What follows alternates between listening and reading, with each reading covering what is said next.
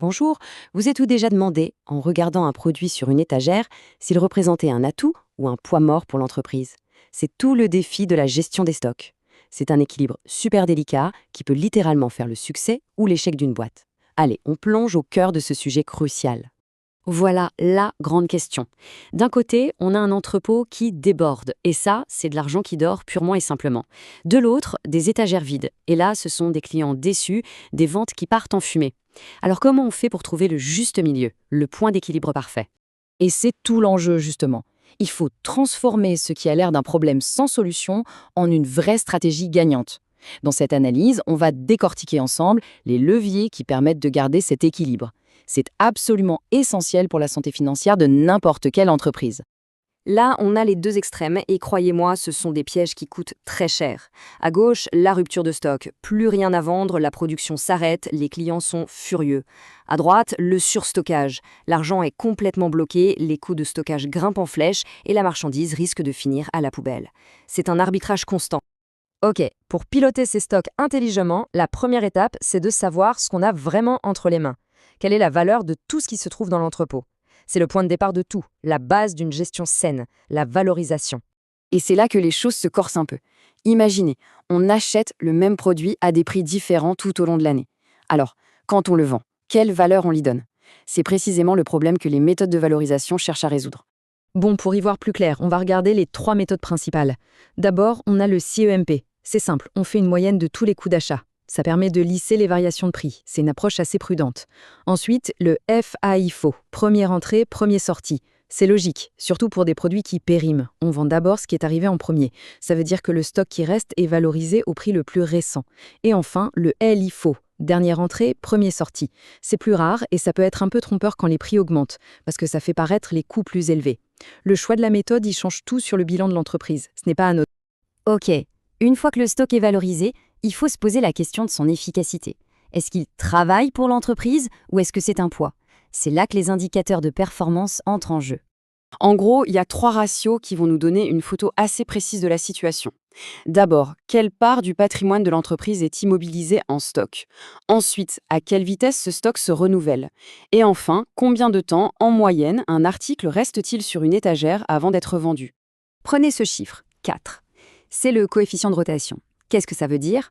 Tout simplement que l'entreprise a vendu et renouvelé la totalité de son stock moyen 4 fois dans l'année. Plus ce chiffre est haut, plus l'argent circule vite. C'est vraiment le signe que les affaires tournent bien. Et en fait, la logique derrière est super simple. Plus la rotation est rapide, plus la durée de stockage est courte. C'est mécanique. Si la rotation est de 4, comme on vient de le voir, alors la durée moyenne de stockage, c'est 360 jours divisé par 4, ce qui nous fait 90 jours.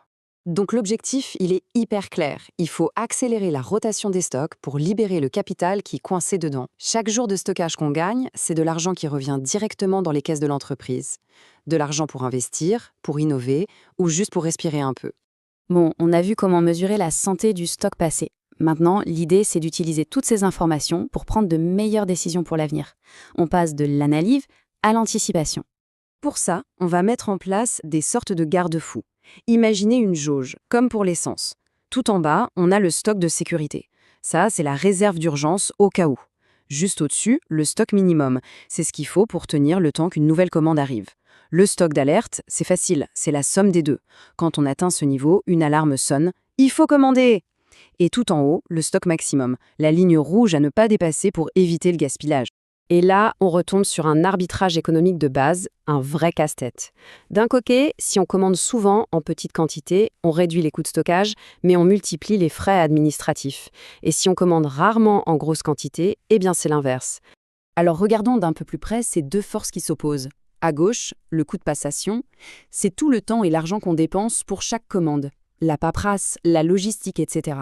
À droite, le coût de possession, c'est le loyer de l'entrepôt, l'assurance, mais c'est aussi et surtout l'argent qui dort et le risque que le produit devienne invendable. L'un nous pousse à commander en gros, l'autre en petite quantité. C'est la question à 1 million. Est-ce qu'il existe une recette miracle, une méthode scientifique pour déterminer la quantité de commande idéale, celle qui va minimiser la somme de ces deux coûts qui se tirent dans les pattes?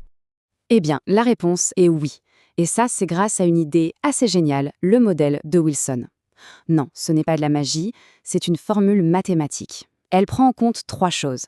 la demande annuelle pour un produit, le coût fixe de chaque commande et le coût pour stocker un seul article pendant un an.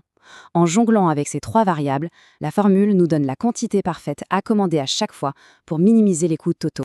Allez, maintenant, on va assembler toutes les pièces du puzzle pour voir à quoi ressemble une stratégie de stock vraiment cohérente et intelligente. Ce qu'il faut vraiment retenir, c'est que tout ça, ce ne sont pas des outils séparés qu'on utilise de temps en temps. C'est un système intégré. Une bonne valorisation va influencer l'analyse de la performance. Et cette analyse, elle va nourrir une prévision plus intelligente. Chaque élément est connecté et renforce les autres. Franchement, cette phrase, elle résume tout. Le bon produit, disponible au bon moment, dans la quantité idéale, et tout ça au coût le plus bas possible. C'est la définition même de l'efficacité opérationnelle. Et on termine sur cette question qui est vraiment la question de fond. Le stock, au final, c'est un moteur ou c'est un boulet?